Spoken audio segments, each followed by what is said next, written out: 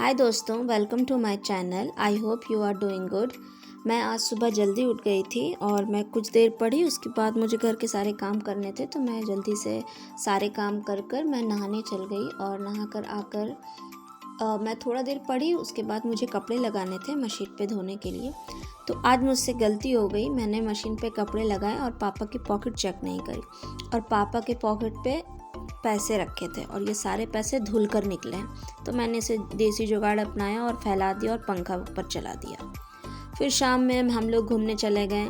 आज मेरा भाई आया हुआ था कोलकाता से। वो कोलकाता में जॉब करता है।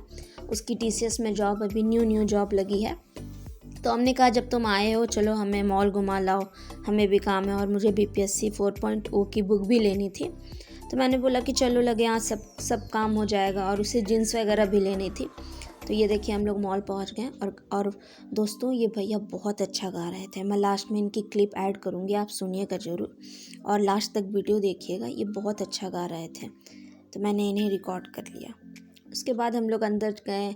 आप देख ही सकते हैं वी मार्ट था, बगल में फैशन सिटी था। फिर हम लोग रिलायंस ट्रेंड भी गए, मैक्स भी गए। मेरे भाई को जीन्स वगैरह तो लेनी थी और हमें भी कुछ मुझे कुर्ती वगैरह लेनी थी और मम्मी को सूट्स लेने थे। तो हमने कहा कि चलो जब आए हैं तो सारे काम कर ही जब घर जाना है। तो हम लोग निकल गए अपने। उसे हमने रिलायंस में छोड़ दिया। फिर हम लोग इधर आ गए थे। और गाइज़ आप मुझे ये बताइए कि आपकी BPSC की प्रिपरेशन कैसी चल रही है। आप लोग मतलब BPSC 4.2 की तैयारी अच्छे से कर रहे हैं ना। और आपके एस्टेट और सीटेट के रिज़ल्ट क्या हुआ ये भी बताइएगा। क्यों मैंने एस्टेट दिया था 9-10 और सीटेट 6 to 8।